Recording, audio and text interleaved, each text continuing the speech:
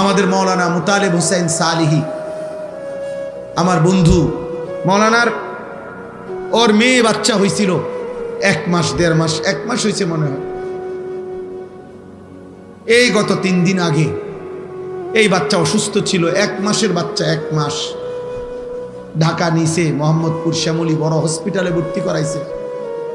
আগের দিন রাত্রে আমারে ফোনে কইতেছে আনিস। আমি বললাম কি অবস্থা বাচ্চার, ডাক্তারে কি বলুন? ও মাশাআল্লাহ অনেক ভালো আছে, বলতেছে চিকিৎসা অনেক সুন্দর, ভালো হসপিটাল, খুব বড় সড়ো, অনেকক্ষণ বলল। পরের দিন আবার রাত্র 12:30টার দিকে আবার ফোন দিছে।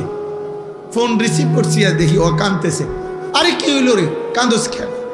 আমার আদরের বাচ্চা, কোলের বাচ্চা মারা গেছে, এই 1 মাসের বাচ্চা মারা গেছে, রাত 10টায় মারা গেছে। তখন আমি যখন শুনছি তখন 12:30 বাজে। পরে কথা বলতেছি আর সান্ত্বনা দিতেছিলাম। তো বললাম যে বাচ্চাটা এখন কোথায়, তুই কই এখন? তো একটা কথা বলছে, কয় গাড়িতে আমি আমার বাচ্চারে কোলে নিয়ে আইতেছি, আমার বাচ্চা আমার দিকে তাকায় আছে। কি ভাই,